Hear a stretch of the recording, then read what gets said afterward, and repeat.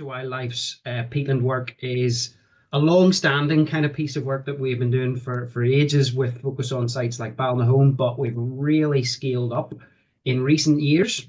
And the vast majority of our peatland work at the minute is funded by DAERA, through in big part by the Environment Fund, and also very recently the DAERA Shared Island Fund, which is funded by DAERA and the Department of the Taoiseach down south. And I just want to extend a big welcome and thank you to Minister Muir, who's joining us here this evening. And just to reiterate that we really appreciate the resources that we're able to utilise from DAERA in order to do this brilliant work. So the stuff that we are doing and that I'm describing here, that is allowed to be made real through that funding through the Environment Fund from DAERA. So I'm going to go on a bit of a context sort of overview of peatlands, why they're important, but then what I'm going to do is I'm then going to zoom right in to Haughey's bog specifically and use it as an example of what we're trying to do, but talk about why Haughey's bog is particularly special. So I'll kick off by talking about why peatlands. So peatlands are getting a lot of limelight recently, and that's for a variety of different reasons. So they are really superheroes when it comes to habitats. We have heard a lot over the years about woodlands and how they sequester carbon. And that is one of the reasons why peatlands have got a lot more limelight put on them in recent years, because they are one of the biggest terrestrial carbon stores that there is. So peat contains more CO2 than all of the world's forests combined, and yet it only covers 3% of the world's surface. So it punches massively above its weight when it comes to storing CO2. But that's not the only reason why peatlands are so important. So they are really crucial for maintaining good water quality. So they actually filter water as it comes down as rain. It gets soaked up like big sponges on a lot of these bog areas, and it filters a lot of the sediment and the impurities out of them.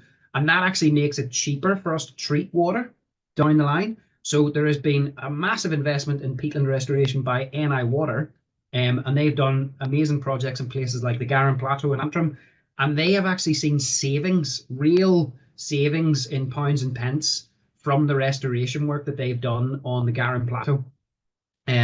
They don't need to spend as much on the treatment of the water now that they've done restoration work on the bog.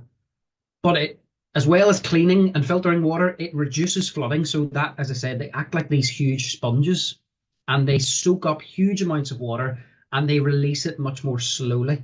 And that is really, really crucial in areas which have suffered very badly from flooding over the years. There's been massive investment in England, in particularly the north, in places like Cumbria and Yorkshire, in peatland restoration in order to reduce flooding. In fact, some of the biggest investments in peatland restoration over recent years has been from insurance companies who have actually sought to try and reduce the amount of money that they have to pay out to customers after flood events. So they perform lots of these ecosystem services, but one of the major reasons that Ulster Wildlife is so interested in them is because of the really unique biodiversity that they harbour. So peatlands have not the most diverse range of species that you'll get in like a species rich grassland or maybe a woodland, but the species that you do get there are really uniquely adapted to living there. So peatlands are the only area that we get insectivorous plants in Northern Ireland. So this picture that you can see there is of a sundew, and sundews actually stick flies and other insects on those little sticky globules, and then they curl up and they dissolve them they exude digestive juices out and they dissolve them and absorb all of their nutrients.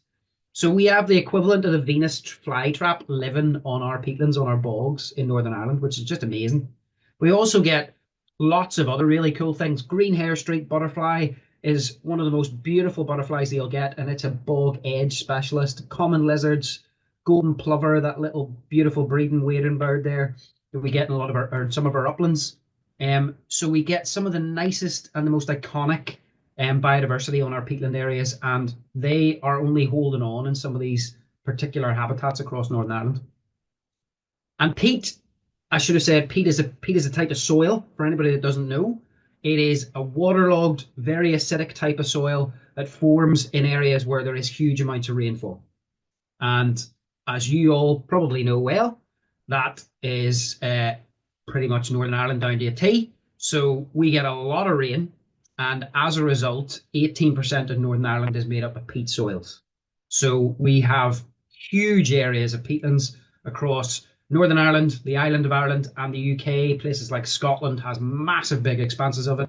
But as a proportion of the island of Ireland, we actually have the fourth highest percentage cover of peatland in the world of the island of Ireland. We're only beaten by Canada, Finland, and Indonesia. So it's a really important land use and land type across the island of Ireland and Northern Ireland, for sure.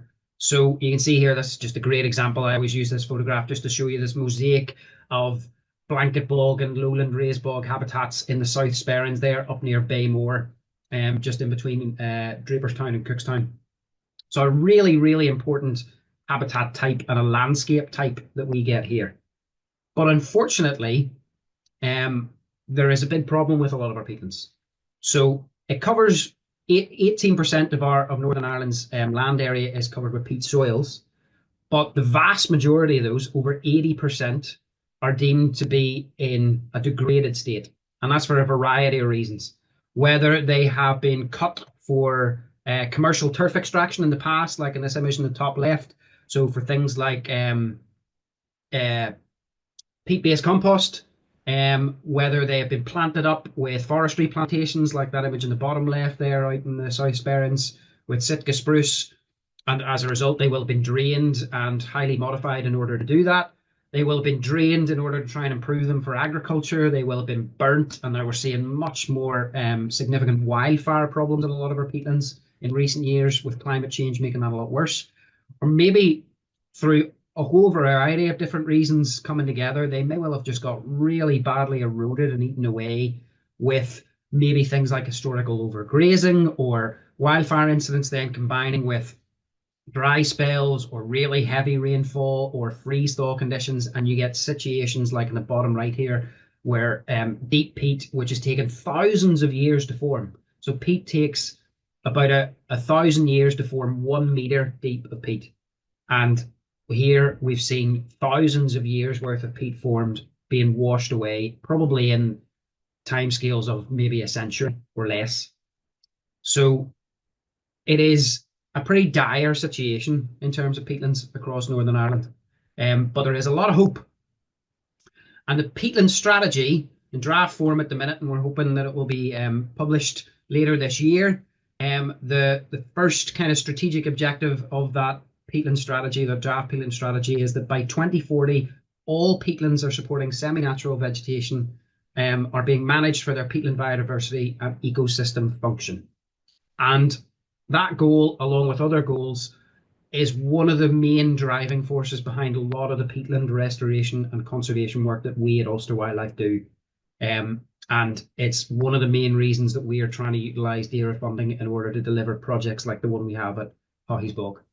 So I'm going to move now on to specifically look at Haughey's and drill down into that one particular site and talk a little bit about the work that we've been doing there. So give you a kind of broad brush view or a context of where we are. The stars on this map of Northern Ireland are peatland sites that Ulster Wildlife is currently working in. But in the little red box, kind of just below where it says Sperrin National Landscape, that is where we're going today. So we're going to zoom in there. It's kind of just in between Omagh and Cookstown, the very southern edge of the Sperrins AONB.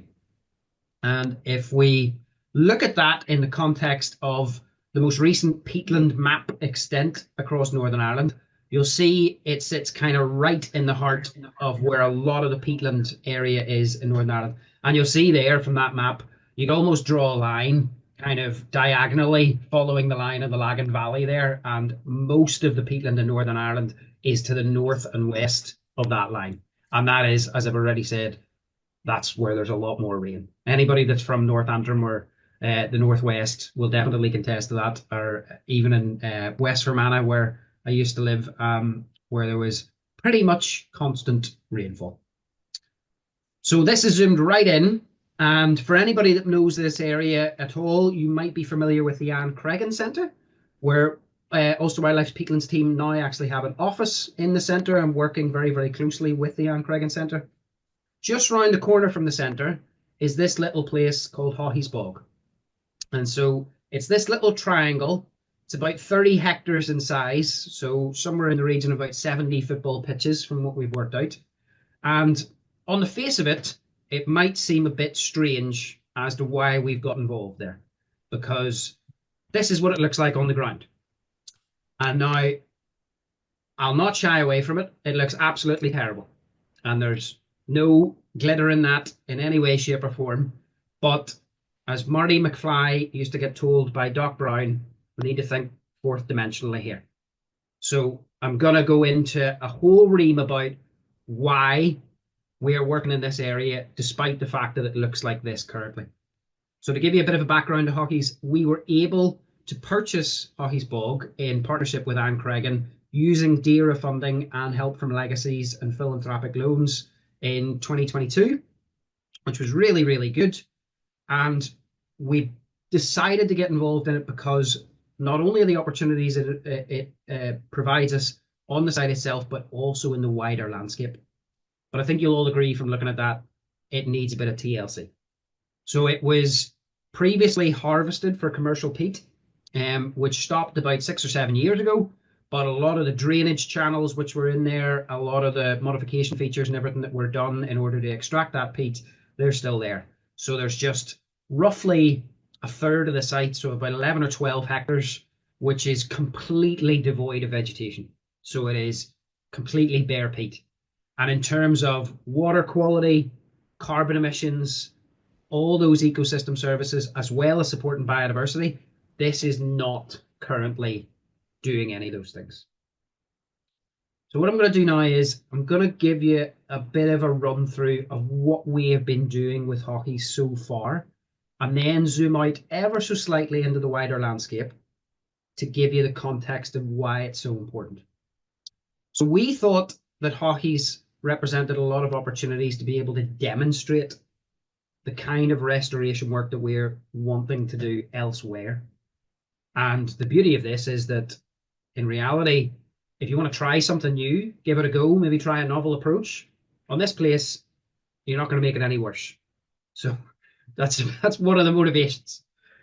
So Haughey's doesn't look great. This is an aerial view there looking across of the entire site. You can see all those drainage channels running diagonally across. There's some vegetation that's starting to come back, but that's all we've managed to see over the course of about 6 or 7 years since peat was stopped cutted there. And it's bare peat is really hostile for plants to colonize, so they do not grow on there very readily, which is one of the reasons why we need to get involved. So the first thing that we do is we're really reliant on aerial imagery for a lot of the restoration work that we do in Ulster Wildlife when it comes to peatlands. And we use our very swanky drone, which certain members of the team have got qualifications now to use. And it captures LiDAR data and takes really high resolution photographs of the site. LiDAR is a type of imaging whereby it sends down photons of light down to the ground and they bounce back and it collects them again. And it's kind of like the light version of sonar or radar. And it allows us to get a very, very particular view of the site and pick out certain things. So this is just an example of the really high resolution imagery that we get. That's just standard photograph, much better than Google Earth. And that allows us to pick out a few things. But the LiDAR is where it really gets very cool. So this is what we call a digital surface model, which shows you all the variation in topography of the site. So you can see those drainage channels very, very clearly on there. You can see the trees and everything. But what the LiDAR allows us to do is that those photons of light that are sent down, they penetrate through the vegetation and they hit the ground. And it allows us to actually build a picture of exactly what the ground surface is like. And it means then we can subtract all the vegetation from this digital surface model to produce a digital terrain model, is what it's called. And we get loads of acronyms, and we always get horribly confused in the peatlands team because there's far too many. But now you can see this is what the ground actually looks like underneath. So just to go back and forth, we've subtracted all the trees, and that allows us to pick out where all the drains are much more readily. And then we use GIS software in the computer to map where the water will go. So the computer is able to tell us using this information, if a drop of rain falls in a particular part of Haughey's bog, where is it going to go to? And that is really crucial for us to be able to work out how are we going to intervene in this area. Because what bogs need to be happy is to be wet. So for peatland to be in a good, healthy, happy state, it needs to be firstly covered in vegetation. So we need to cover the bare peat. And it wants the water table, so where the water sits in the soil, to be within about 10 or 15 centimeters of the surface for most of the year. If the water table drops too low because you've got drains in it or it's been cut for turf for whatever reason, then the peat will start to dry out, and that's when it stops supporting biodiversity, emitting carbon dioxide, and it starts to then shed the peat into the watercourses, which reduces water quality, all those things. So what we want to try and do is try and find out where the water's going so that we can intervene in certain areas in order to raise the water table back up close to the surface. So this is really a crucial step in what we do. But with Haughey's, we also wanted to try and build up a really good picture of what things are like now so that we can track the change of things over time. So again, we use technology and the imagery from the drone. We used a really high resolution photography, and we use GIS to classify different types of pixels for us to be able to work out the coverage of different types of vegetation across the site. And we got this output. So here, the computer was able to tell us, okay, the pinky stuff is where it's mostly dominated by heather. Then the green kind of color is where it's largely covered in Sitka spruce, which is self-seeded on the site. The black is where it's completely bare peat, which we really don't want to see. The orange is where there's bog cotton that's starting to colonize in certain areas. So what we've done now is we've got a picture at year 0, and then we are thinking 5-10 years ahead. Once we have intervened in this landscape, then we can come back and we can do this again, and we can see how things have changed. And we want to see a massive reduction in the black color there on that site, and a big increase in the orange color and the pink color, and a reduction in the green color to get rid of those Sitka spruce trees. But this gives us a really good starting point to work from. But it's not the only thing that we're doing. We're measuring a whole pile of different things across Haughey's bog in order to get a really good picture of what things are like now. So we're measuring the peat depth, which is great because that allows us to work out things like how much carbon is stored there. You can see here, because of the sheer amount of peat that was taken off, actually, whenever it was stripped, it probably was a lot deeper than this. But at its deepest extent, it's about 480 centimeters deep, 4.8 meters. So that's in and around just shy of 5,000 years of formation. And actually, one of the really cool things about Haughey's bog is that it has, whenever they were stripping all the peat off it, there was loads of these massive big bog pines that were removed. And that is actually from a time before the bog started forming, somewhere in around 5,000 years ago, whenever there was a forest of Scots pine, birch, oak, other native tree species that existed in this landscape before the peat started to form. And they're littered all across this bog now. They're really, really gnarly looking, and they're amazing sculptures. We've got one sitting just at the entrance to the site now, but there's loads of them littered all over the place. We measured the depth of the peat, and then we've actually started to come in and do condition assessments of the whole site, looking at what the vegetation cover is like in different areas. We're measuring the water table using data loggers and dip wells. One of my colleagues, Claire, is actually going to go out and use this really swanky piece of kit here to measure the greenhouse gas emissions from particular areas on the bog. And this is the really high-tech science. We're even using Lipton tea bags. So we had a great master student who did a placement with us last summer called Neve, who wanted to do a project to look at decomposition. And it was really, really interesting. We loved the thought of it. In woodlands, they've done this experiment whereby you can bury a tea bag in the ground, You weigh it before you bury it, and then you leave it in there for 90 days, and then you take it out again, and then you weigh it again. And based on how much mass the tea bag has lost, you can kind of tell how much it's degraded, and therefore that gives you an indication of how much microbial life there is in the soil. And in a woodland, you want more microbial life will mean that the tea bag will break down a lot more. But in a bog, you want to see the opposite. So actually, there's a lot less microbial activity and decomposition in peat soils because it's very acidic and it's very waterlogged. That's actually why peat forms, because you don't get a lot of that breakdown of organic material. And so Niamh buried, I can't remember exactly how many, a lot of tea bags across Haughey's bog, and then another bunch over in Black Bog to the north of the forestry plantation you can see there, which is a much better quality bog. And she did a comparison to see whether or not the tea bags that were on Haughey's bog broke down much more quickly than the ones that were on Black Bog. And she's still processing the results, but she told us that the early indications are that the hypothesis was true, that you can actually use tea bags to assess the health of a bog in some way, shape, or form. But the very funny thing about it was that the equations that were used, they were specific to a very particular brand of tea bags. So she had to buy Lipton's Rooibos infusions, and it couldn't be any other, couldn't be Tetley or anything else. And she couldn't buy these anywhere in the UK. She ended up having to buy them off a Dutch expat website in some strange corner of the internet. But it was a really, really interesting project, and we'll be looking forward to seeing Niamh's final report whenever it comes through. And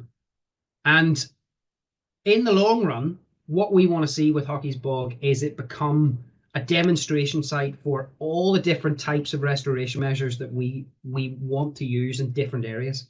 So we want to do things like cell bunding. This is a recent image from a project that we did restoration work using DAERA funding out at Cranny Bogs near Fintona in County Tyrone. We want to trial things like that. There's contour bunding from our Glenullen Nature Reserve there in the bottom left. We want to try things like that. But we also want to do things like revegetation and spreading sphagnum moss in the bare areas to try and kickstart the vegetation growth. And in 10 or 15 years, we want to be able to bring people to Haughey's Bog to be able to show, whether it's farmers, community groups, ecologists, conservationists, anybody, this is all the different kinds of things that you can do in terms of trying to restore peat. And it's brilliant, not just because Haughey's gives us a blank slate that we can kind of work from, but also because of the context in which it sits, which I know I've harped on about. But we've started doing this to a degree. The other thing we wanted to use Haughey's Bog was, because it's a blank slate, we thought we could bring contractors here in order to actually let them have a go at doing peatland restoration. So last September, my colleague Claire organised for experts to come over from Scotland to do a contractor training course.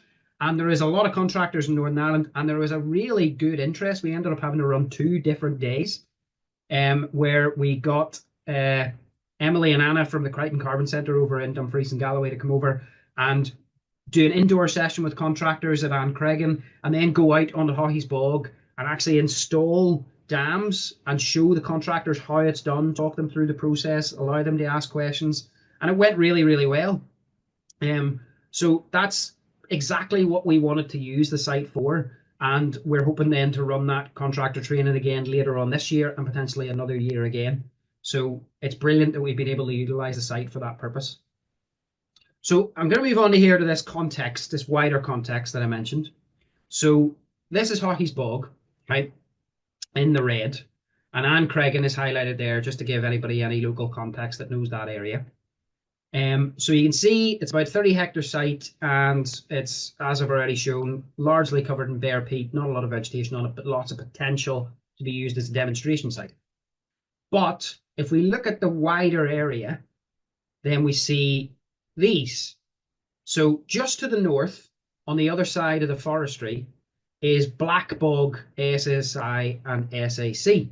And Black Bog is one of the best examples of lowland raised bog in the whole of Northern Ireland. It is an amazing site. Really good quality habitat. That's why it's been designated. And it is just a stone's throw away from Haughey's. And it is actually just on the other side of the Owen Ray River ASSI. And the Owen Ray, along with the river on the other side of the map there, the Upper Ballinderry, are two of the few rivers in Northern Ireland that still support freshwater pearl mussel. And freshwater pearl mussel only survives in rivers that have really high water quality. And so that kind of puts us in a bit of a context here whereby we want to maintain that high water quality in this landscape. And you can kind of see this area here as the watershed in between these two catchments. So the Upper Ballinderry flows into Lough Neagh, and the Owen Ray goes into the Owen Calloo, and then into the Strual, and then eventually into Lough Foyle. So we're right at the boundary of the watersheds between east and west here in Northern Ireland, right in the middle of County Tyrone. And the connection with Black Bog is a brilliant one, and it's one of the reasons why we've started working on that site. But the other area, which is just stone's throw away, is Craigenbog Local Nature Reserve, which is right beside the visitor centre. And it provides us with a really good opportunity to work with volunteers and community groups, schools groups, all those sorts of people to try and get them in and see a bog habitat really up close and personal. And we've been doing this over the past year, where we've been bringing volunteers out to install dams on Craigenbog, literally, I don't know, 100 meters away from the car park. It's really, really handy. We can get people involved, get them, let them get their hands dirty. And we've been able to then bring school groups out onto the site to show the difference that restoration work makes. So that's a brilliant opportunity. And it's also, being a nature reserve, the quality of the habitat there is pretty good. And then on Black Bog, we have started to try and address some of the issues that are on there. It is a really good site, but that doesn't mean that there aren't still problems that we can solve to make things even better on Black Bog. One of the big issues that it was facing was conifers starting to grow out onto the site. And these non-native conifers, they're Sitka spruce, which come from the nearby plantations.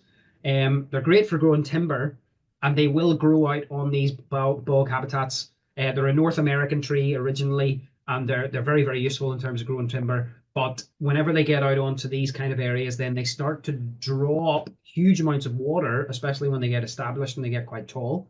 And that lowers the water table. So it's another reason why, or it's another kind of pressure impacting on the peat formation of these habitats.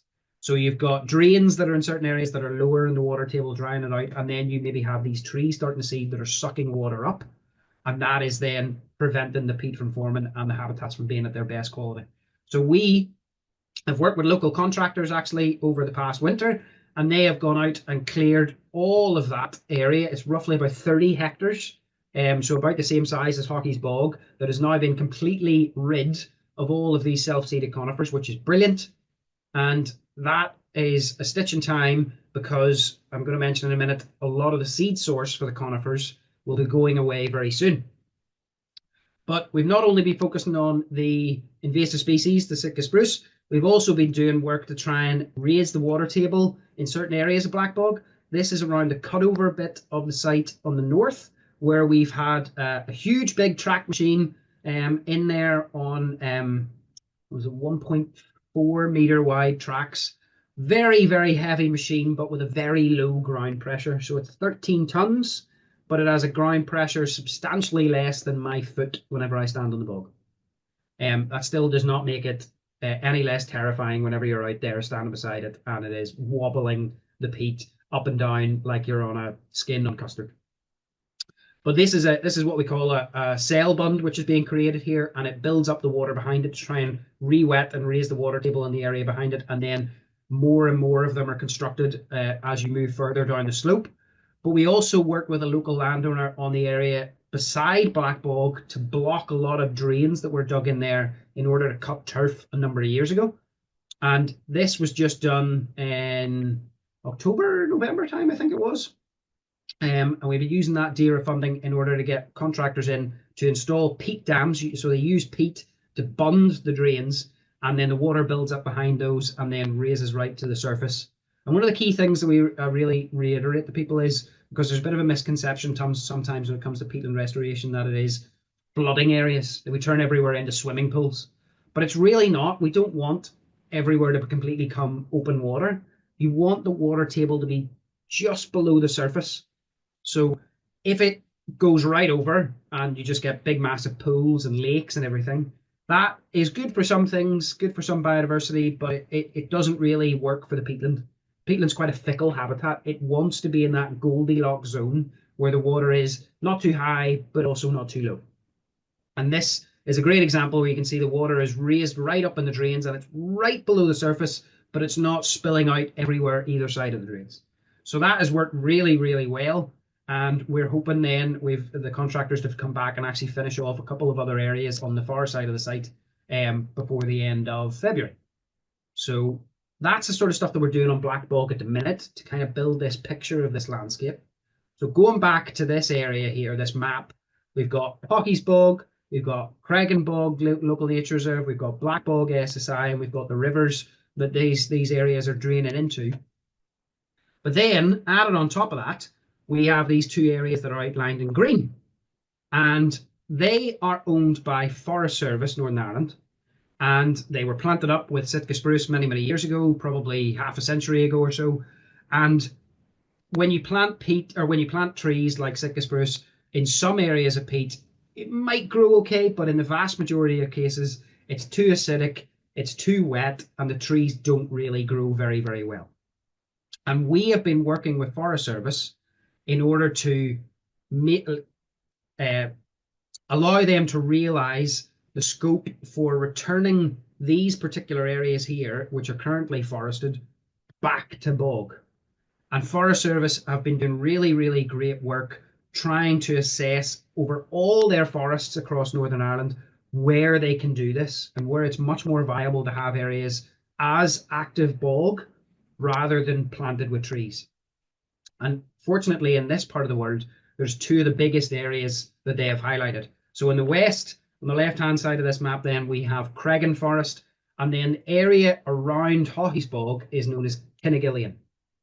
So between those two areas, there is more than 200 hectares of currently forested land, which is going to be restored back to bog. And that is no mean feat. So it currently, in Creggan Forest example, well, actually not currently, it looked like this about a few months ago. So doesn't really look much like bog, covered in trees. And that will be drying out the peat. And in order to plant those trees, they will have drained it quite heavily in order to lower the water table and make it easier for the trees to grow. And now it looks like this. So looks a bit bare, doesn't look great now. But again, we're thinking long term here. And we are currently working to develop a restoration plan for this massive big area of Creggan Forest with Forest Service. And we're hoping that they will implement that restoration plan in the next 12 months. So that is a massive step forward in the right direction. And one of the really good benefits of this site is that there is a walk that starts from Creggan that actually brings you right round the outside of it. So people will be able to experience this firsthand and get up close and personal with it and see the changes that are happening. And we've actually installed fixed point photography posts so that we can actually get some citizen science going. So people that walk around this route, they can actually put their phone in a little holder. They can take a photograph of the area that's right in front of them, in front of the post, and they can upload it using a QR code. And then we're going to track those. We will get them uploaded to a database over time. And then hopefully over the next sort of 10, 15 years, then we'll be able to build this amazing time lapse of how the landscape has changed from previously being covered in trees back into open bog again. So that's amazing. And exactly the same thing is going to be happening on Kinnegillian. And we have been very lucky to get funding through the Peatland Shared Island Fund in order to deliver the restoration work, the forest to bog restoration work on Kinnegillian as well. So Forest Service are delivering the work over in Creggan. And between now and 2026, we will be working with Forest Service to deliver the restoration work on Kinnegillian as well. So that basically means that in the next 10 years or so, and we do have to think on these kind of timescales when it comes to peatland restoration, because it doesn't start getting back into its healthy, happy state very quickly. It does take time. It means that in about 10 years or so, we will have a landscape where we have a previously cut for turf area in Haughey's Bog, which has got a whole myriad of different restoration measures going on it, from cell bunds to contour bunds to peat dams. And we'll be bringing contractors to there. We'll be bringing lots of community groups and ecologists and other people there to see the work. But within a stone's throw, we will have a huge, previously afforested site, which will have been restored back to bog. And then again, just on the other side of the river, we will have one of the best examples of a lowland raised bog habitat, which has also undergone restoration in certain areas as well. And then again, just down the road, we've got even more examples of that. And all that work will be benefiting the catchments in these two very important rivers. But even on top of that, we've seen the little area in the red at the very top is the area that we did the drain blocking. And this area in red, which is to the south of Kinnegillion and to the south east of Haughey's, that is another new area that we have started working with a landowner there in order to deliver the removal of Sitka spruce, which has been growing there, and we're hoping to do restoration work on that site in the next couple of years. So we're starting to build up this amazing connected peatland nature recovery network in this landscape here, whereby we're starting to get the scale where we'll see massive benefits for ecosystem services and biodiversity. And this area is really, really interesting from a biodiversity perspective as well already. Not to say that we can maintain that and protect it and enhance it, but we've been doing surveys on this area. So this is a great aerial view of Black Bog here, and Haughey's Bog is just over in the corner over there. And we have been doing surveys like bird surveys. We've been looking for other invertebrates and all sorts of stuff. And so far, we've set up a large heath transect on Black Bog, and we've recorded large heath. This is the true peatland bog butterfly. It doesn't look the most showy, but it is really a peatland specialist, and it's one species that we are very lucky to have still good populations of in Northern Ireland, but we don't have great data on it. So we need to know where it is and how it's doing, how the populations are faring, whether it's going down, whether it's stable, going up, all this sort of stuff. So we've set up it's only the second single species transect for large heath on Black Bog. And our team at Ancreggan, along with volunteers, are doing that on a regular basis. And just to the north of Black Bog, we work with butterfly conservation. Earlier last year in August time, we found a new population of marsh fritillary butterfly in some of the old cutover bog and kind of species-rich wet grassland, which is amazing. That's an Annex 2 species. It's really, really rare in a European context, and it is still found particularly in the western parts of Northern Ireland. And yeah, we're very lucky that we found a new population of it there. There is still good numbers of breeding snipe. So this downy little kind of inconspicuous breeding wader has suffered massive declines across huge areas. It loves wet, soggy ground that it can probe in for invertebrates. And we have been lucky enough to record it still breeding in a couple of areas around the edge of Black Bog. And very, very luckily, this part of the world still supports some breeding pairs of curlew. Curlew, for anybody that doesn't know, has suffered massive declines, over 80% across the island of Ireland over the past number of years. And so the fact that they are still hanging on in little pockets is one of the reasons, a major reason why it would be so good to restore lots of these peatland habitats, so that there is at least better habitat for curlew to try and persist in these areas. Because a lot of these species rely on good quality peatland. They're just hanging on in these little pockets in this area, but with more restoration work, they can hopefully be maintained and expand. We've still got cuckoo calling there on Black Bog and on Haughey's Bog passing through, which is great to hear. And even hen harrier, one of the best birds of prey that we get in Northern Ireland, still passes through in and around this part of the world. They do have nest sites that are in the wider region, and our staff have been very lucky enough to come across foraging male hen harriers down the bottom end of Haughey's Bog and on the edge of Black Bog, and we would love to see them. They will really heavily depend on abundant prey species being present in this landscape, and for the abundant prey species to be present, we need to have the good quality habitats there. So these are the sort of things that are still there, but we want to be able to maintain this habitat and this landscape and restore it to a point where not only are they supported as they are, but we can actually improve the populations of them. And we're going to try and monitor the changes of a lot of these things as we go on. So every year we're going to be monitoring the bird populations in this area.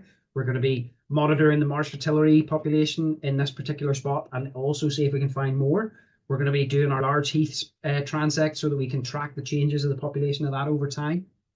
So realistically, what we want to see is Haughey's bog moving from something that looks like this right now.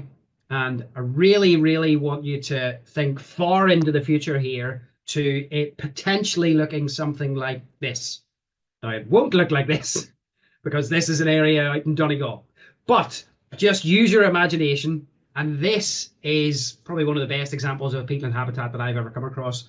And this is what we're trying to aim for. We want to turn Haughey's bog from being that really heavily degraded site into this amazing ecosystem that supports so many species and performs so many functions. And we'll get to it being home to hen harrier and curlew, green tiger beetle, four-spotted chasers, bladderworts, and more of the stuff that is already there. So the next step that we have to do is we actually have to get the machines out onto there.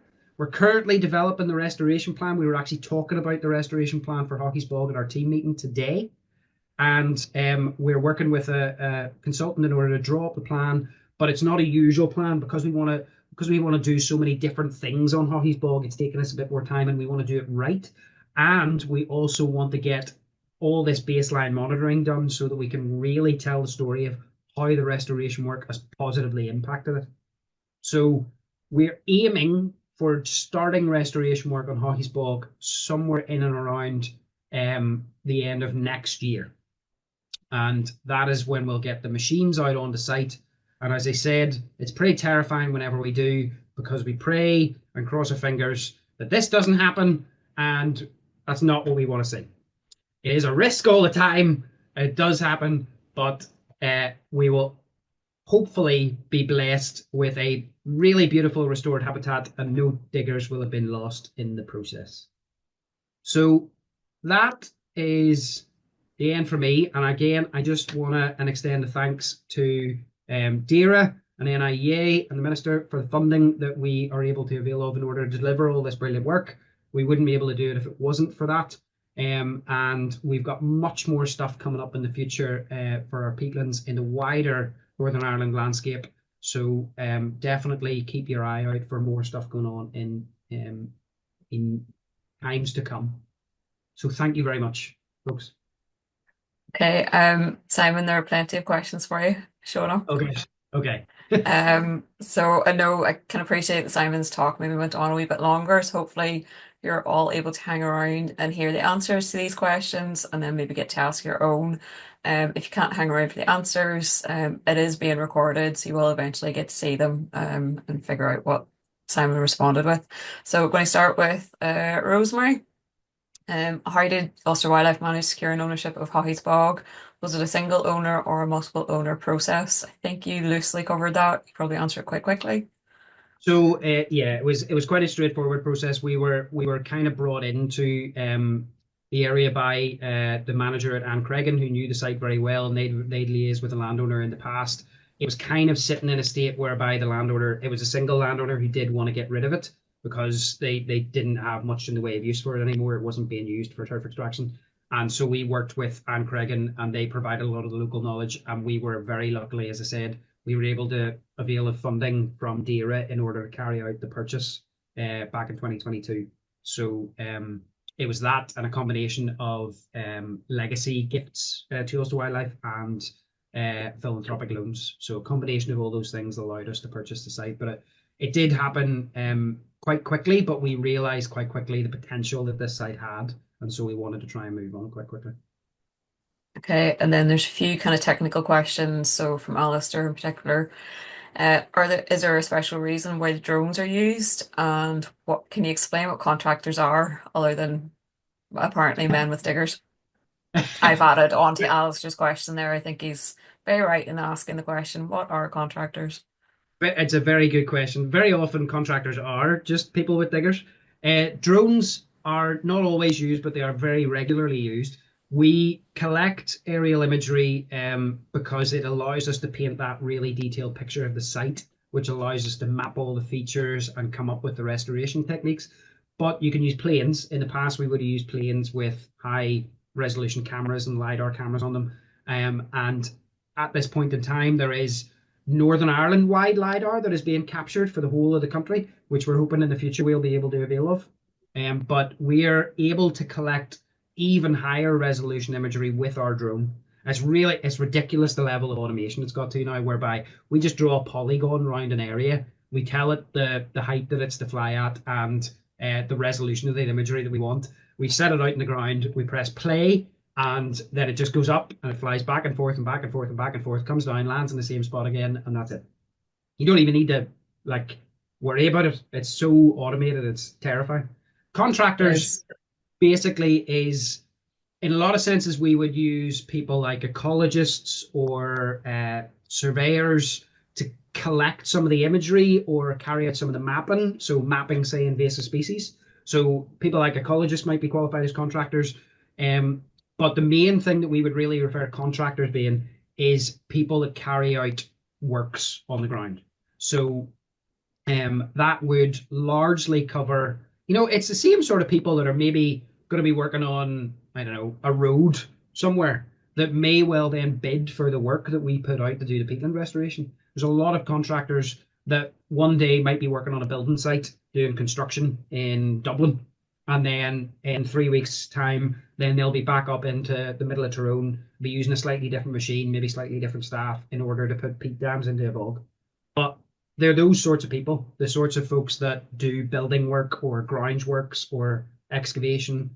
That sort of stuff is who we would largely be referring to when it comes to contractors, but they very often are just people and diggers. Yeah. Okay, okay. I think that clears that up. Rosa made an interesting question about the sphagnum moss. Is there a particular species that's used? Particular species If that you she or did use for trialing for revegetating the bare peat. so there's a couple of species that are much more readily used that are much better able to survive being translocated. So Sphagnum cuspidatum is one of the ones which is often used in order to colonize very wet areas, so pools or areas of open water. Sphagnum capillifolium would be another one which is quite abundant and will more readily take to ground that has just been restored. So those kind of species, or maybe Sphagnum papillosum as well. Some of the more common species tend to be the ones which are used. You get much rarer sphagnums, which are they're much more sensitive and they won't readily take to being taken from one area or propagated on in a greenhouse or something like that. There's projects in Yorkshire where they're actually growing big trays full of particularly Sphagnum cuspidatum on in greenhouse environments, controlled environments, to then plant out in other areas. We would love to try and do that at some stage in the future.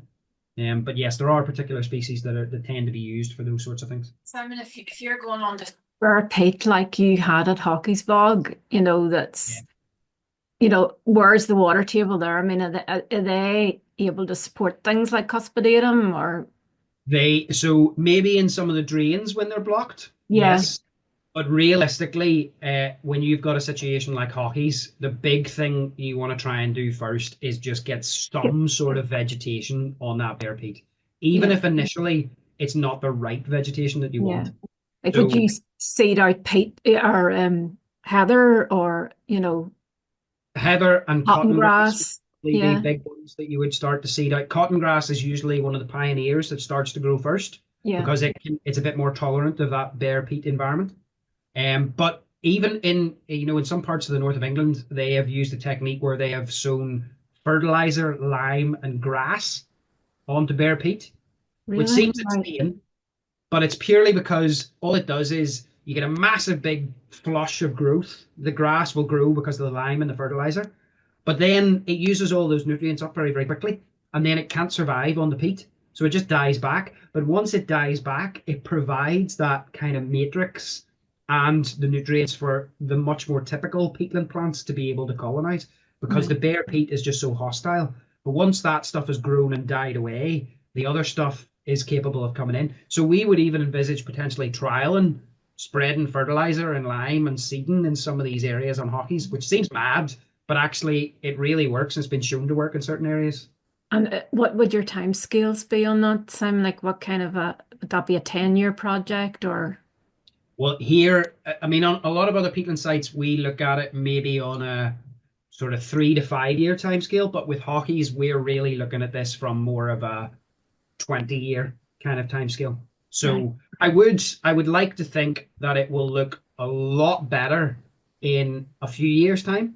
So once we do the restoration work, there's some stuff like the cotton grass and stuff that will come back very quickly, but it'll be a long time before it will have the proper complex of species and vegetation that we would ideally wanted to have, where you'll get, the cross-leaved heath and the different heather species and cotton grasses all mixed in with a diverse range of sphagnum species. It will be the guts of 10 or 20 years at least before we would see all that. And that's because the site's literally, the bottom of the barrel. You know what I mean? Yeah. Yeah. Simon's really interesting question from David asking why not just fill the drains? Very good question. So we are actually looking on Haughey's Bog doing something that's a bit unique. So whenever they drained it, they excavated the material out of the drains and then they built it up into the middle, and that left this camber almost in between the drains. And so what we actually envisage doing there is grading out that camber, the height area in between, into the drains to infill them. In other areas where you don't have that situation, you can infill the drains, but actually it tends to take more time and be a bit more tedious than just installing dams.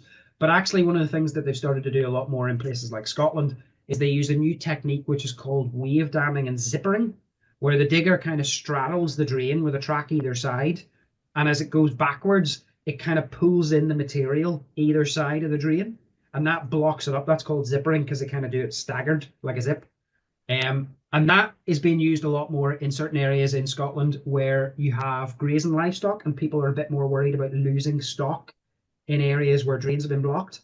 Because if you do that, you don't end up with like big areas of open water. It still raises the water table, but you don't get the pools and everything behind it.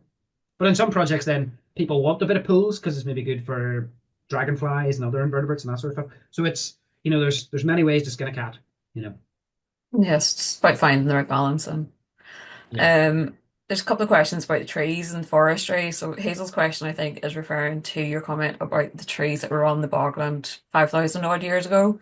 If there were trees Yes. on peatlands originally, why is it so important not to have any forestation? Oh, good question. So, trees on bogs is not a black and white sort of situation. So, this image that we have in front of us here, most of the trees that you can see in that picture, in fact, even a lot of the trees that you can see in the distance on the other away from Haughey's Bog, they're not native trees. So, Sitka spruce, as I said, was specifically planted because it grows very straight, very fast, even in poor conditions as a forestry crop for timber. So it's from, the northwest of the Americas, places like, Washington State and Vancouver and all. That's its home.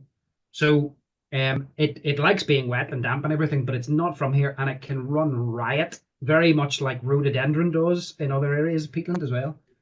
But it's not a hard and fast rule with trees being on peat. And actually, the trees that were there before the bog formed, that was when the climatic conditions were completely different. So that forest that was there 5,000 years ago, that was before the peat formed.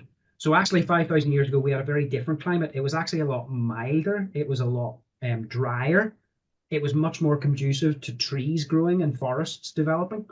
And then what happened was that it got much wetter and it got colder and the trees started to die back. The rainfall got much higher, and that's when the peats started to form. So you would have naturally seen a huge reduction in the amount of forest cover that we had. But here, in the past, we would have had ecologists that said, oh, if we've got a birch tree or a willow growing out in the bog, we need to get rid of it. And it's not as simple as that. These Sitka spruce we want to get rid of because they shouldn't, they can really run riot and they don't benefit many species because they're not native to here. Whereas if you had a small little copse of willow growing in a particularly wet spot or a patch of birch or something, some of the best areas I've ever come across for green hair-streaked butterfly are where there's immature birch scrub. So it's not a black and white thing. But with the non-native stuff, we don't want to see it there. With the native stuff, we want to see probably much more of a natural mosaic of little bits of woodland and trees, open patches of bog, kind of stuff that you would see if you went to some of the really intact areas of peatland in like Sweden or Estonia or something like that. That's, the creme de la creme there. Yeah. David's just asking, do you have any insights into the motives for the Forestry Service in destroying the trees? I'm not sure, David, if you're still here, do you want to unmute and maybe elaborate on that? Is there a bit more to your question? Not sure if he's still with us. Yeah, I'm still here. It was Yeah. was simply that you said that they're getting rid of all the Sitka spruce, but they must sell them. There must be a commercial enterprise for them. Why are they doing it unless we're paying them? Why? So what was the last bit of that, David?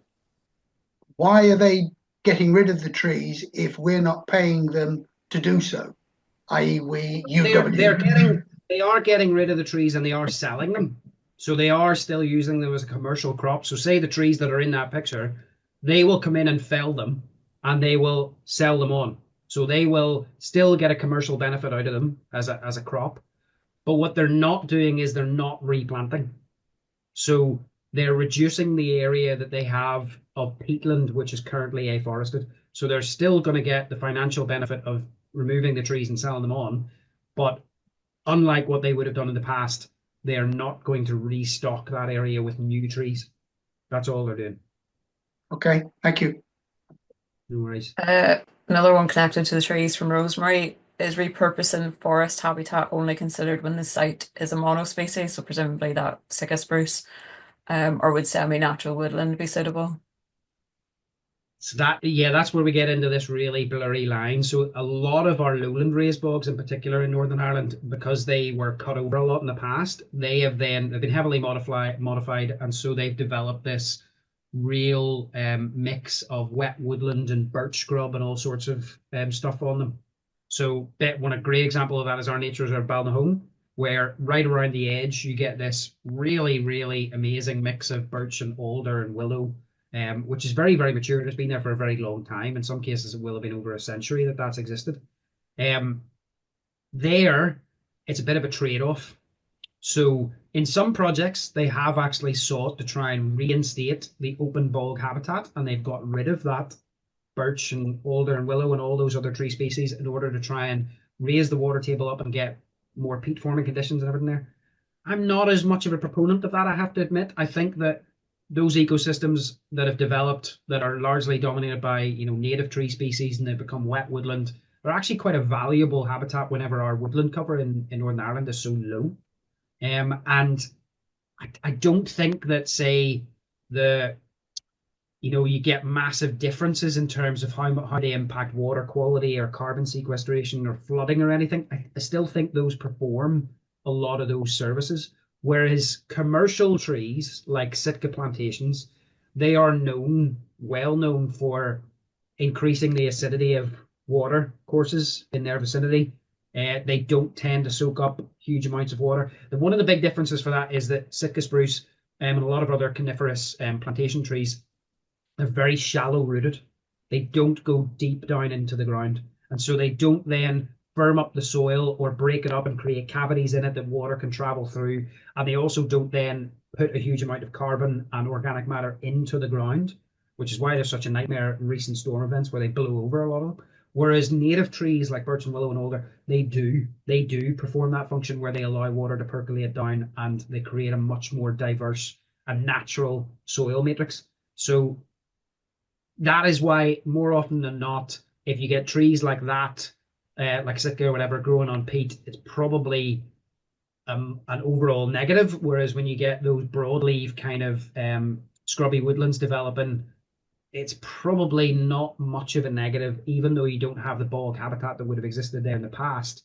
The benefits that you get in terms of biodiversity and all those other things, probably, I would say there's not a good enough reason to get rid of those on a big scale here, especially where woodland is so rare.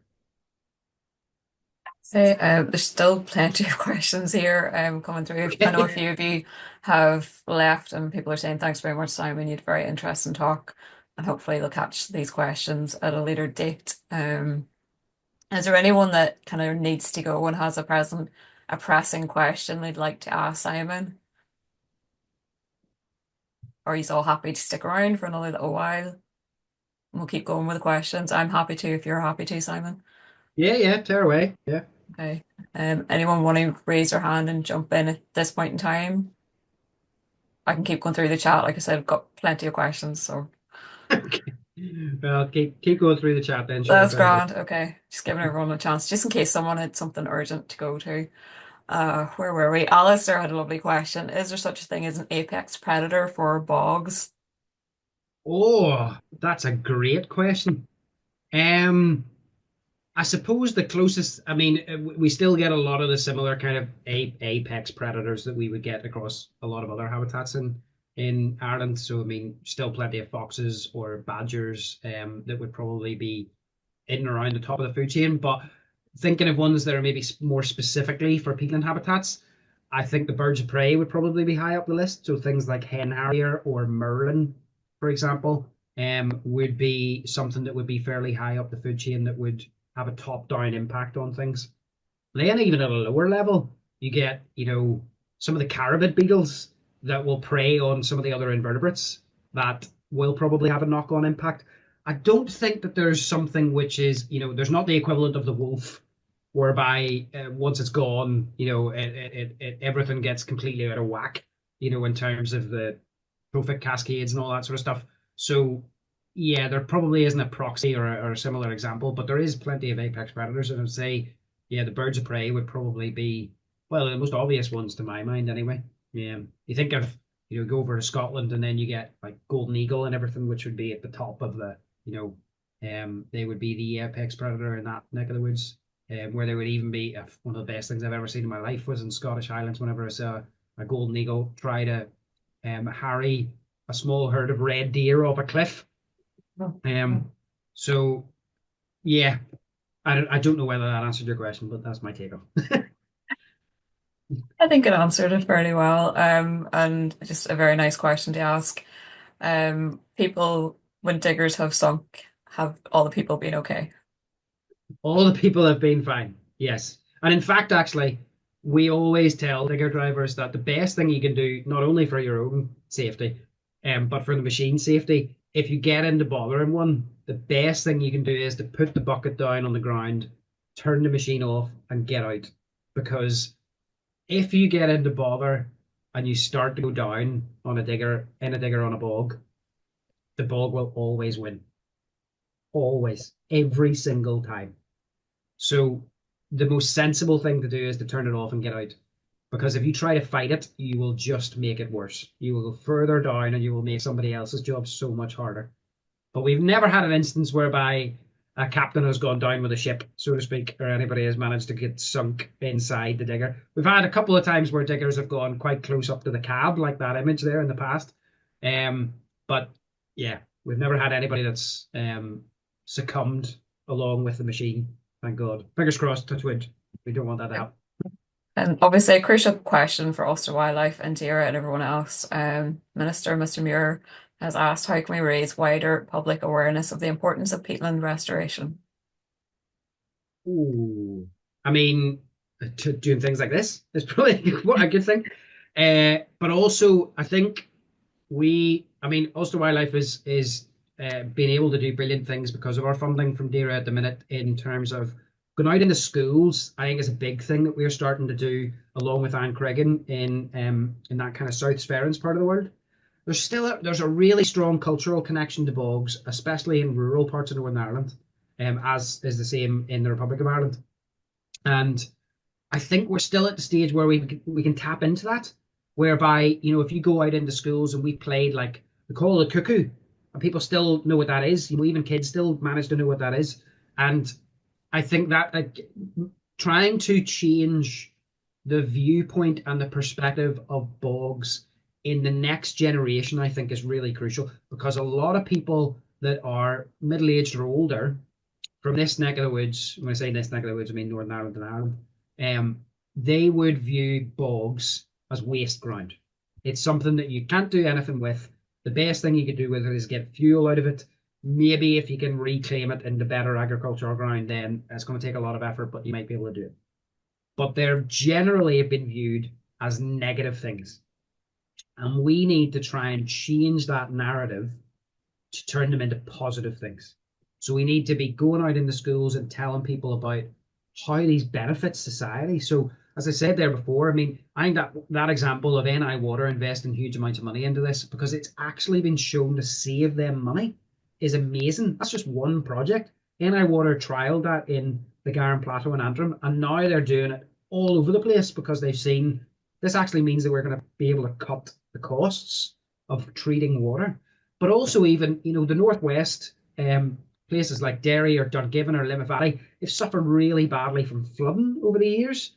We could see peatland restoration and doing nature recovery in parts of the Sperrins I'd be fairly sure that it would massively positively impact flooding in those parts of the country. So it would slow down the rate that the water would come down out of the hills and then rush into the towns and villages. And we would also then, as a result, get better water quality as well. So I think we need to really change that narrative of these landscapes and these places from being a negative attribute and a weight around people's neck to being an asset. But that is going to take a lot of going out into communities and talking about them. I mean, I'm perfectly happy to talk about peatlands and bogs until the cows come home, but we need more and more people doing it. So we've, again, using the DAERA funding, we've been able to set up the Peatland Collaborative Network, which has been great to try and bring practitioners together and get the word out and share best practice and knowledge and all that sort of stuff. But I think we need a lot more people on the ground going out to community groups, delivering talks and running events for International Bog Day and that sort of thing, and really trying to upsell these landscapes as an asset. But it's a great question. I don't think there's not a silver bullet, but I do think that education aspect of it and going out and really showing it to people in the flesh has got to be a big part of it. Yeah, I'd be inclined to agree. I think getting the message out in the right tones and the right language is also really important. I think, yes. Speaking offhand, I think the Republic of Ireland, their ministers didn't do as great a job as trying to convey the message that you just have. Obviously, we can't speak for what was in their minds or anything, but the general pushback from the Republic with the general public in the south of Ireland, it was definitely challenged how they were going about trying to create that message. I think there's a big difference between people having things forced on them versus being taken along for a journey. Yeah, I think there's that's still. Yeah, sorry, Simon. There's still questions here. Okay, no, go for it. Yeah, I'm happy to sorry, let me get back to them.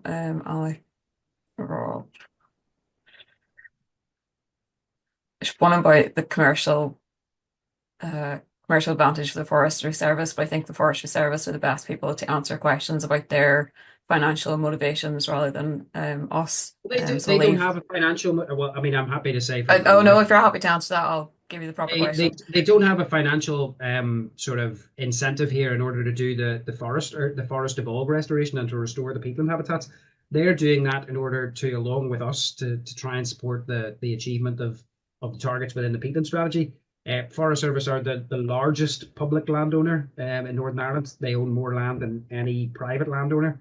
So the Forest Service estate has to come into play when it comes to looking at areas that we can try and restore peatlands, because there's such a huge amount of it within the Forest Service estate. So they're doing it to try and reach those government targets rather than it being a financial incentive. So yeah. Okay. Is there an example of a good quality bog habitat in Northern Ireland that members of the public can visit, without needing to go to an activity or anything else like that, or a talk or? Yeah. So Peatlands Park is a great site to go to where you can get really up close and personal with peatland habitats. It doesn't have that many really good bits, as in stuff like bits of bog that have been very untouched. But there is one bit of it which is absolutely brilliant example of a completely untouched, intact lowland raised bog called Mulnakill. which is kind of over in the western side of the site. Rosemary will know it well. And it's brilliant. And there's a path that goes right around the edge of it. Great spot to be able to go and look for green hair streak, large heath butterfly. Might be lucky enough to hear cuckoo singing at the right time of year. So that's one great example. Altakira is a great place to be able to go. It's in the northwest, just kind of above Castle Rock. And yeah, you drive to the end of a road up to a viewpoint, and then you can walk out into this amazing area of Blanket Bog, which is kind of right at the very northern tip of the Sperrins kind of range. That's a great place to be able to go and see some amazing peatland habitats. Kulka Mountain, a place that I am very, very fond of. I used to work there for a long time. You don't have to go to the boardwalk or the stairway to heaven. There are other areas on Kulka that you can go walk around on, particularly in the east of the mountain, where there's some of the best blanket bog habitat that you will find in the whole of Northern Ireland that you can get there. Oran Cregan, actually, the Cregan Bog Nature Reserve is actually a really nice, good example of a good quality bit of bog on the edge of that forestry there. So there's a good few. There's good bits of blanket bog still remaining in the Mourns even. I managed to go for a big trek up to Shanleave and crossed over the Castle Bog just below Pierce's Castles there the other day. And that's a phenomenal piece of blanket bog up there actually. So there's a good few places that you can go and try and get really up close and personal and see some very good quality peatland habitats that still persist here. And would you say the likes of snipes in and around that Newry Mourne region as well? So you would definitely get snipe in certain parts of the world in Newry, Mourne and Down, but they are declining across the board. A good place I would actually tell people to go and look for or listen for snipe. You rarely ever see a snipe. You might get lucky to see one sitting on a fence post. But the best way to go and try and hear snipe is actually to go either very, very early in the morning or even better, right at the very end of the day at dusk. And snipe do this amazing thing called drumming, where they fly around in the sky and they rub their tail feathers together and they create this whirring noise. Which it's amazing that they don't do it with their beak, they do it with their tail feathers, rubbing them together, and it's this crazy noise. But in the kind of South Down part of the world, one of the best places I could recommend for people to go is Leitrim Lodge. That area, that stretch of bog and pine woodland and everything that kind of runs in between sort of Hilltown and Rostrevor. There's some amazing bits of kind of lowland bog, lowland raised bog and rushy pasture and all sorts of stuff there. That's a great place if you want to go and try and listen out for snipe. But you go very end of the day on a nice clear evening, just as the sun is going down, in kind of May time. That's a good time to go. Okay. So Corey has a question about the difference between habitat and conservation between lowland and upland bog. Is there much of a difference between the habitat and the restoration of? That's a good question. So there is a bit of a distinction. So lowland raised bogs are always a very a awkward thing to say because you say lowland, you don't think of saying raised, but they're called raised bogs because they form this dome-like shape in the middle. So they kind of balloon out in the center and then they kind of go down in the edges. So that's why they're called raised bogs, but we tend to get them in the lowlands. So lowland raised bogs tend to be much deeper peat. So black bog that you can still see in that picture there, the deepest area of black bog in terms of the peat depth was over 10 meters. So it's over 10,000 years of formation potentially. And you more often than not tend to get maybe a bit more diversity of sphagnum species in certain parts of raised bogs. It's not always the case.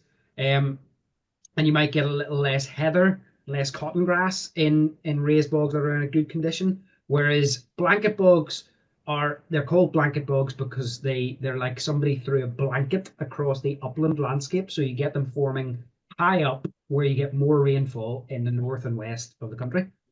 So the Sperrins or the Antrim Plateau, West Fermanagh, those sorts of places. And they would be a lot more complex. So you do get areas that would be very similar to raised bogs where they're very wet and very flat and you get lots of sphagnum moss and cotton grass and very little else. And then you'll get areas where it's maybe slightly shallower peat and it's maybe a bit drier and the water's getting away and you get more heather more bilberry growing, different moss types other than sphagnum. You get more kind of branched moss types that are starting to grow in that sort of place. So they're a lot more complex, and they tend to get these transitions in blanket bogs between blanket bog and wet heath and dry heath, and it's a real mishmash. Whereas lowland raised bogs tend to be a big lump of fairly similar vegetation. Although because of modification, we do get a lot of variations in certain areas of lowland raised bogs where maybe there's a drain which has caused vegetation to change over time. But in terms of conservation, the key things pretty similar.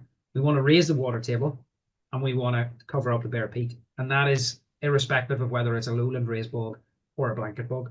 So you tend to do a bit more of the revegetation stuff and the covering of bare peat in uplands. Actually, Haughey's bog and these kind of milled sites are not unique, but they tend to be much more sort of bespoke cases, whereas you get a lot of erosion in blanket bogs where the erosive forces of the weather combined with things like wildfire, grazing, and that sort of stuff.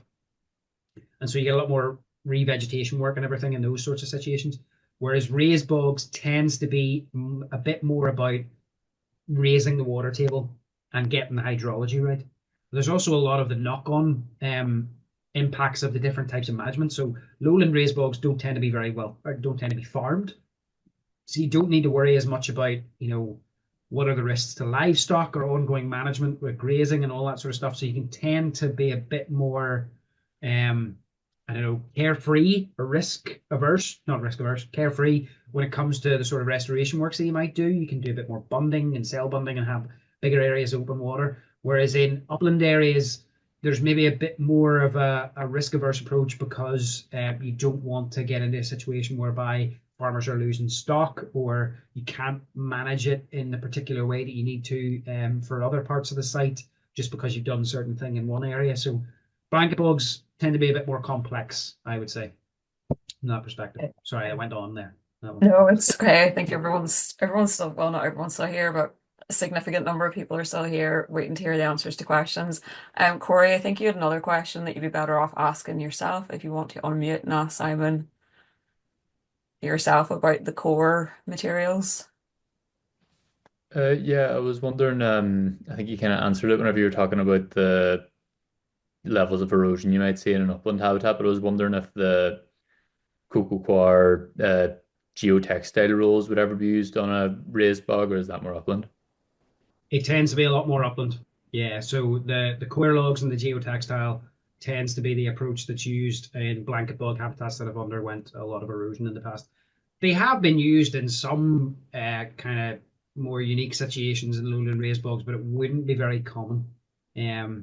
Again, as I say, it's largely because those coir logs and geotextile are these organic materials and these features that are used to try and trap sediment and slow down the flow of water. So they tend to be used where you have much more of an issue with ongoing erosion, and that happens more in places where you've got steeper slopes and you've got more of a gradient, which tends to be more blanket bogs, whereas lowland raised bogs are a lot flatter and you don't get a lot of erosive force of water, and therefore, unless you've gone in with the likes of Haughey's bog and you've stripped off the vegetation in order to extract the peat from it, you don't tend to get much in the way of erosion on lowland raised bog sites. And so those things don't tend to come into play. So it's much more in uplands. Yeah.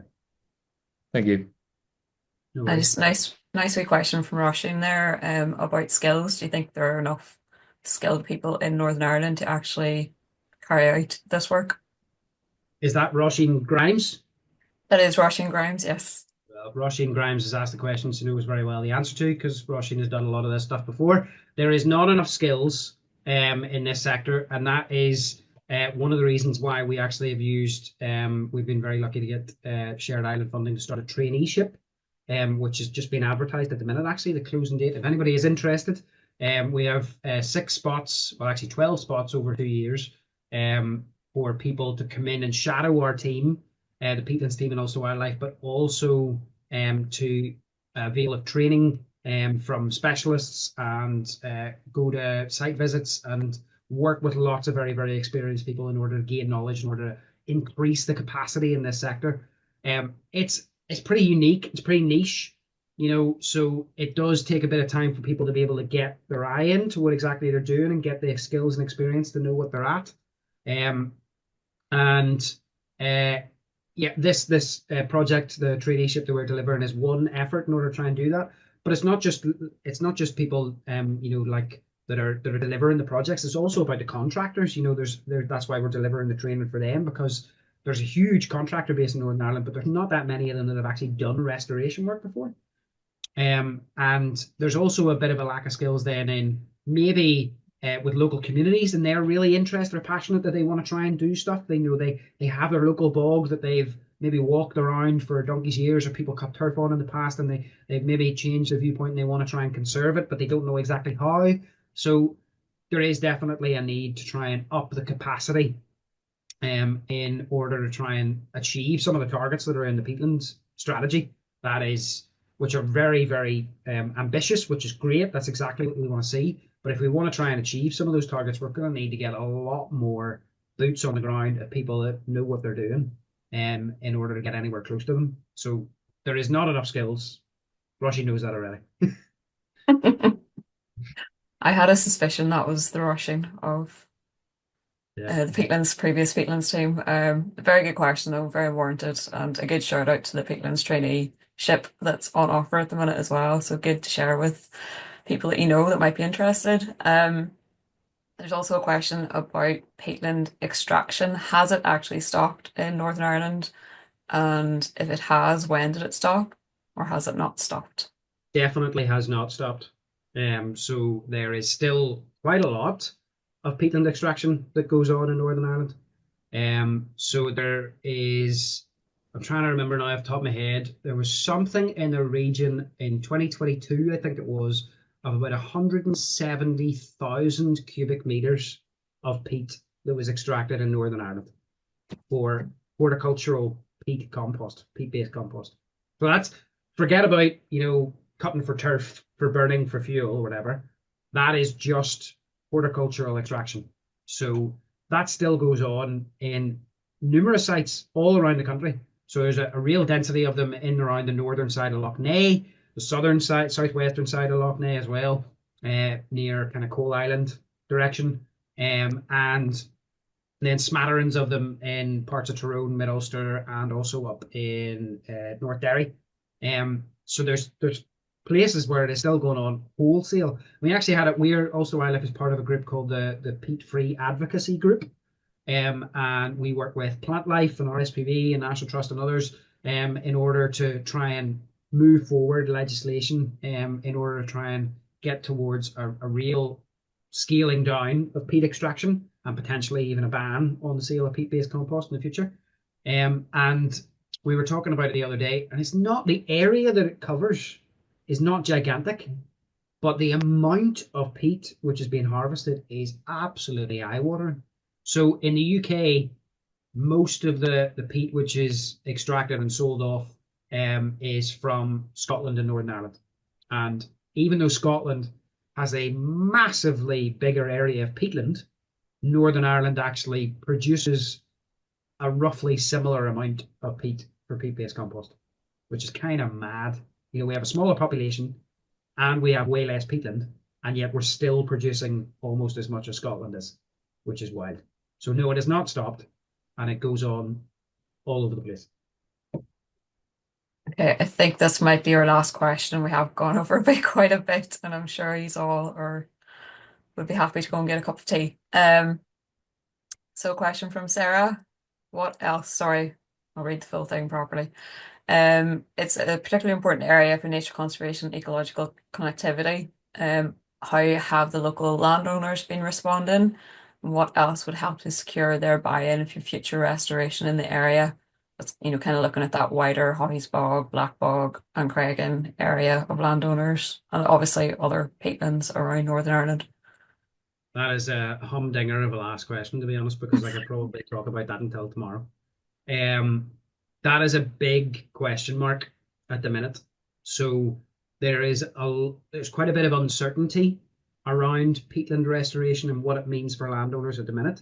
you've got some people that are just, purely interested in it from an ecological perspective and a nature conservation perspective, and they just want to go ahead and do it. But, we're all realistic people. That is not the majority of landowners. Most landowners would like to get involved with these sorts of projects if there is maybe not even a financial incentive, but at least some sort of business incentive for them. The majority of Northern Ireland's land is farmed, and that is a slightly different situation to where most of the peatland restoration has taken place in the UK, which is in England and Scotland. And the land ownership model in particularly the north of England and in Scotland is very different to here. So if we go over and we see the restoration work that's been done in the Cairngorms or, up in the Flow country in the north of Scotland, you might have one landowner that owns 15,000 hectares. Me and my wife used to work over in the Highlands. We used to take people to the estate of the son of the man who invented Lego. Not the man who invented Lego, the son of the man who invented Lego. And it was 90,000 hectares. Just one person has that. So there, you can work with one person and you can do absolutely gigantic amounts of work with only getting one person on site. To give you sort of an example in Northern Ireland to contrast it with, we worked on Cranny Bogs, which is just outside Fintona, County Tyrone, and it's 76 hectares in size. It's an SAC. And on those 76 hectares, there was somewhere between 14 and 17 landowners. So if we want to achieve big scale restoration on the same kind of scale that they're delivering in Scotland and England, we are going to have to take a very different approach, because we're going to have to get so many more people on side and motivated to do this kind of work. And one of the things that I think is that, unfortunately, that probably means it's going to cost more in Northern Ireland than it might do over there. Because say somebody that owns a lowland raised bog and they might own an average, 3-4 hectares, because very often people will have a farm, like a dairy farm or whatever it is, and they'll have a bit of bog that goes with that farm because it would have historically been attached to the farm to be used as a fuel source, or attached to the land to be used as a fuel source. And in order to incentivize somebody to do restoration work on, say, 4 hectares of lowland raised bog, if you paid the Scottish estate owner, sake of argument, 50 quid a hectare over his 95,000 or even 5,000 hectares of peatland you're going to do work on, that's a pretty attractive prospect. But say you use the same payment rate of 50 quid a hectare for the person that owns 4 hectares, they get £200. That's maybe not, well, it's not a life-changing amount of money, and it might not be enough in order to incentivize people to do it. So that might mean that we need to take a bit of a different approach to how we deliver restoration work here and how we incentivize people to do it. We're in a bit of a hiatus at the minute in terms of agri-environment programs, coming to the end of the existing environmental farming scheme, which didn't really have much in the way of opportunities for doing peatland restoration work. There were some, but not many. And we are in this period now where DAERA and other organisations like Ulster Wildlife are actually trying to develop what the next agri-environment programme will look like. But I also know that DAERA is working on a peatlands fund, a dedicated peatland fund, that will allow landowners and organisations like ourselves to be able to avail of more funding to deliver this work. But how that translates into a business incentive or a financial incentive to landowners is still unclear. So we're in this kind of awkward grey area at the minute, where the ones that were always going to be keen to do it, we are kind of getting through them quite quickly. So like on Black Bog, there was a guy that had a big bit of bog, was doing nothing with it, and he just said, I just want you to restore it. Do whatever you need to do. I don't care. Tear away. But other people, they rightly so, they want to see some sort of incentive for them to do. And with the minute, that's not really there. So it's a bit of an settling kind of, not unsettling, but it's just a bit of an unsure period where we're trying to work with a lot of landowners to be able to get all the information for them. We're going to do the surveys on their land. We're getting all the data gathered that we need so that whenever the program, whatever it is, becomes available, they're ready to go. So we are getting a pipeline ready so that so many people are ready to just hit the ground running whenever everything, all the ducks are in a row, you know. But it's a very good question. Here, we are trying to, at the minute, just get a good picture of who's where, what kind of, you know, how warm are they to doing this kind of stuff, and what might entice them in order to move to the next step in order to do it. But there's also things like, you know, all farms are potentially going to have a carbon budget whereby their emissions are calculated for everything that they do. So if you've got a really degraded area of peatland, that could be bumping up your emissions. And maybe at some stage in the future, that might be negatively seen upon. You know, I've even heard some people say in the past that, you know, you might get to a stage where supermarkets might only buy from farmers that might have a certain amount of carbon emissions, or they've aimed to reduce it by X amount or whatever. That's not happening now, but it may well go that direction in the future. And those sorts of things where maybe it's not a financial incentive, but it's potentially a business incentive, that could definitely push more people in this direction. But yes, a big question mark right now is where we are. Yeah. Very good I think question. that is a very good note to end on. If any of you have questions that you were asking there, and I think there is still one or two, and there's been more coming in as Simon's been talking. It's obviously prompting thoughts from some of you, and you're responding to what he's saying. If you have questions, just either send them to our general info@ulsterwildlife.org email address, or give the office a call, and we can redirect them to Simon's team, and they can answer them for you. If there's anything that was missed and you want to have a longer conversation about this, I have no doubt that Simon could talk on peatlands till 9 o'clock tomorrow morning, but some of us need to get some sleep, I think. So we'll call it a night there. Also just wanted to say thank you to all of you for showing up and taking the time and spending the extra half hour, more than a half hour actually extra than what you might have been expecting. There is a couple of talks coming up. There is actually another one related directly to peatlands, which is on the 19th of February. It's another online talk, same as this, with two members of Simon's team, James and Eve, and they'll do a bit more of a talk on that high-tech kit that they use, you know, the likes of the drones and the LiDAR and things like that. So that's worth tuning into if you're, you know, very much interested in peatlands. And there's obviously also the rest of the online talks that are available through the course of the winter. Free to members, £3 for non-members. And just a reminder for anyone that is not a member yet and would like a nice way of joining up, there is the January sale still on for another couple of days. So as an example, minimum contribution we would ask for is £1.50 per month. So it is a nice way to kind of get an introduction to Ulster Wildlife at a very affordable price if you're interested in that kind of thing. Like I said, talks are free to members. These are all very welcome. The links are on Eventbrite and the listings are on the website as well. Again, thank you all very much for coming.